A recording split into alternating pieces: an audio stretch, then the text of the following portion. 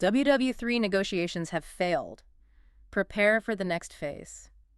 That's quite the headline, isn't it, from a YouTube video we've been looking into. It really grabs your attention. Yeah, and that's basically our mission for this deep dive, to unpack what's going on with international peace talks right now based on this really interesting interview. We're talking about a conversation on the Canadian Prepper channel with Dr. Paul Craig Roberts. And just for context, he was Assistant Secretary of the Treasury under Reagan. Right, so he's got that historical viewpoint. Exactly. He brings a long view to what's happening today. Which is helpful because, honestly, keeping track of global news, it feels overwhelming sometimes. It really does. So what we want to do here is try and cut through some of that noise, pull out the key insights from Dr. Roberts on where peace efforts, actually stand, or maybe why they aren't standing, and what dangers might be out there, just trying to give you a clearer sense of what matters. Yeah, the big question we're wrestling with, based on his analysis, is are these talks we hear about Ukraine, Iran, China, are they genuine attempts to, de-escalate? Or something else going on? Or something else going on? Could it be maneuvering, maybe setting us up for, a rougher phase ahead? Let's maybe start with that historical comparison he makes. That seems key. Absolutely. Dr. Roberts draws a pretty sharp contrast between the Reagan-era's approach to the Soviet Union and, how things are now. It's more than just time passing, he argues. Oh, yeah. He says it's a fundamental change in how Washington views its role.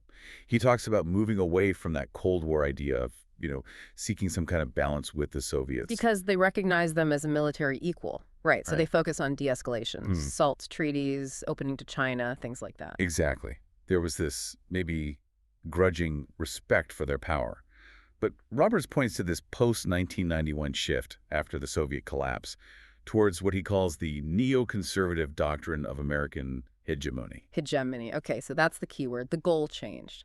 It did. The collapse of the USSR removed that major counterweight. And, according to Roberts, a different philosophy took hold.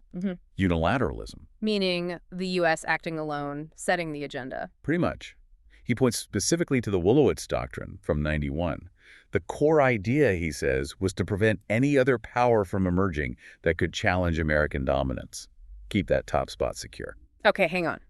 If that's the guiding principle, then a lot of what we see today, the sanctions, proxy wars like Ukraine, the tough talk towards Russia, China, Iran, it kind of slots into place, doesn't it? It's all about preventing rivals. That's precisely his argument. And it leads him to be, deeply skeptical about current peace negotiations. Skeptical of how? He basically says serious diplomacy, the kind that actually achieves something, doesn't happen out in the media spotlight like this. So these public talks are for show or something else? He suspects they might serve another purpose, maybe creating a narrative rather than a real path to peace.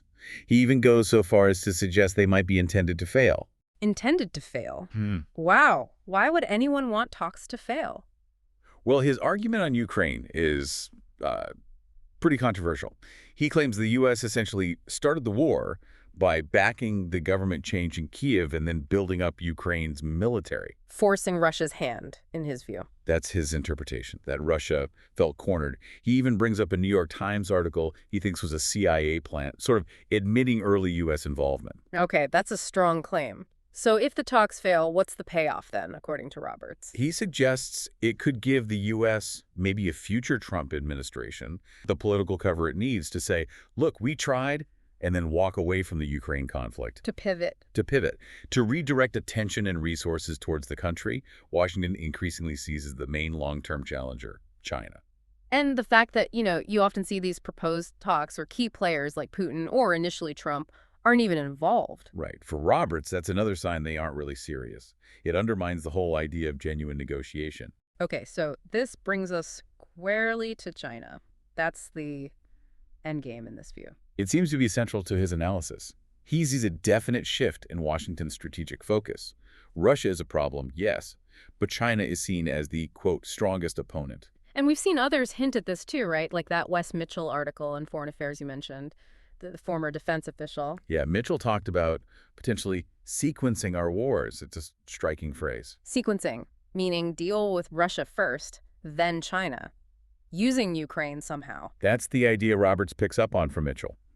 Manage the Ukraine situation, maybe even find a way to withdraw, specifically to free up resources and focus fully on competing with, or potentially confronting China down the line? It sounds incredibly calculated. It does. Very strategic long-term thinking if that interpretation is correct. But how would a confrontation with China even work? Roberts doesn't see, like, a U.S. land invasion happening, does he? No, definitely not. He dismisses that as impractical. China's too big, population-wise, militarily too capable for that kind of conventional assault. So what are the alternatives then? How else could the U.S. try to counter China?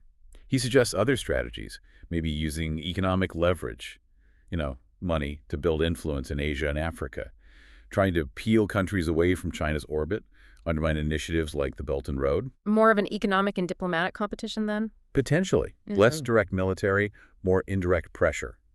Now that brings us to another really critical spot, Iran. Always a flashpoint.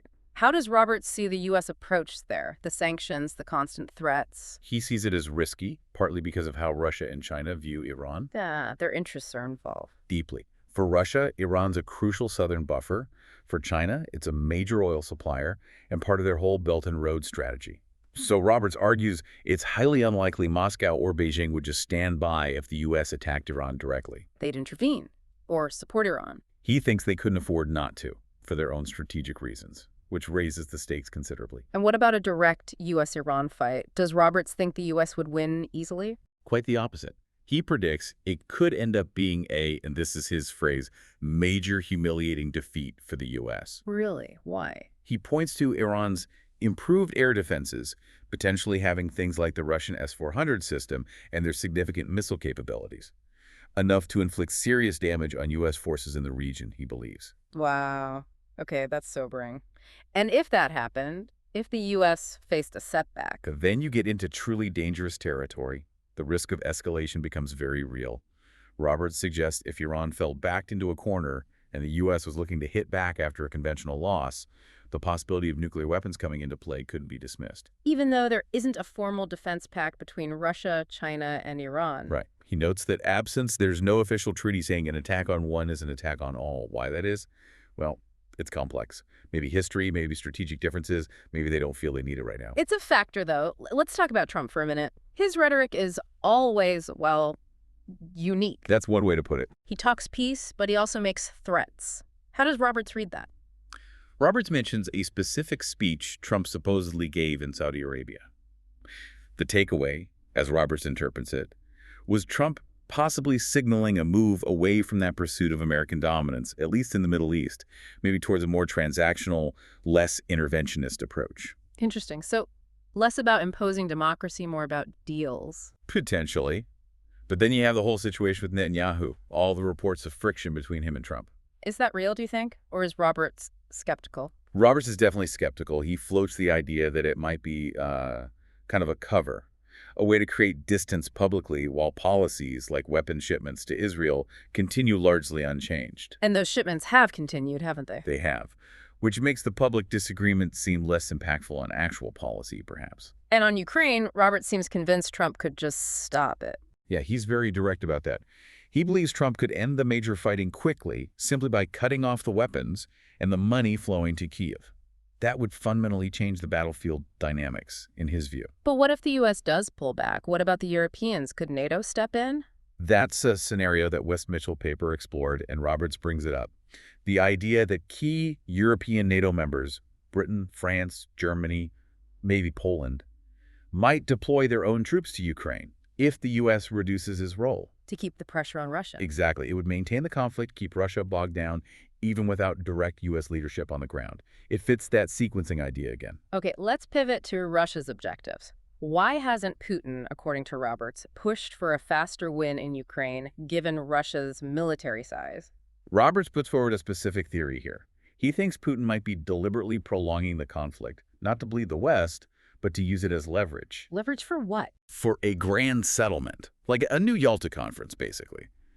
He thinks Putin wants fundamental, long-term security guarantees from the West for Russia, and the war is his primary bargaining chip to try and force that negotiation. A whole new security architecture for Europe. Something like that. But Roberts himself is doubtful it can actually happen. Why not? Because he sees the U.S. as still fundamentally committed to its hegemonic goals. He doesn't think Washington is genuinely willing to concede the kind of security sphere Russia wants. So that grand bargain, probably unlikely in his view. He also pushes back on the idea that Russia is trying to deplete Western arsenals. Yeah, he dismisses that. He doesn't think that's the primary strategic goal. He maintains Russia could win faster if it chose a different, more brutal approach. Which brings us back to escalation risks. These drone attacks inside Russia, near Moscow airports. How serious is that? Roberts views those as genuinely dangerous. Each attack pushes the boundaries, increases the chance of a miscalculation, or hitting some undeclared Russian red line that triggers a much bigger response. It feels like playing with fire. It does. He emphasizes, again, that Russia has the capacity to escalate significantly if it feels it needs to. Okay, one last major player, Israel. They're obviously watching Iran very closely, worried about any potential U.S.-Iran deal. Absolutely. That's a huge concern for them. How does Roberts see Israel potentially acting? Would they strike Iran on their own? He thinks that's unlikely, Mm. especially a nuclear strike. He argues the fallout, literally and figuratively, would be catastrophic for Israel itself. So what's their preferred option? His analysis suggests Israel would much prefer the U.S. to take action against Iran, much like the U.S. dealt with Iraq or intervened in Syria. They want Washington to handle the perceived threat for them. Okay, so weaving through all these different threads, Ukraine, China, Iran, Trump, Russia, there's this constant theme from Dr. Roberts, isn't there, about questioning the narrative? Yes, that's maybe his central message. Be incredibly wary of what you read and hear in the mainstream media. He believes much of it is designed to shape opinion and push specific agendas, not necessarily to reflect reality. He really emphasizes critical thinking. He does. Independent thought, doing your own research, being prepared not just physically, but mentally, for a complex and potentially deceptive information environment. So if we pull this all together, Dr. Roberts is basically painting a picture where peace talks might be failing by design, Possibly as a prelude to a U.S. pivot towards China. while the situation with Iran remains incredibly tense, with high risks of miscalculation. And where Russia might be playing a longer game for a settlement that Roberts thinks is unlikely to happen. And underpinning it all is this warning. Don't just accept the easy answers or the official stories. Exactly. Which leaves us, and you, the listener, with a pretty significant question, doesn't it? If you can't fully trust traditional diplomacy as it's presented, and you need to be skeptical of media narratives, where do you turn? Yeah, what other sources, what other ways of thinking can help you navigate this? And what does being truly prepared mean if it's not just about, having supplies? What about understanding the forces at play? It really underscores the need for that independent thought Dr. Roberts keeps mentioning. Don't let others do the thinking for you. Absolutely. Our goal here was just to distill those challenging ideas from Dr. Roberts, give you a shortcut to his perspective, hopefully offering some food for thought as you try to make sense of it all.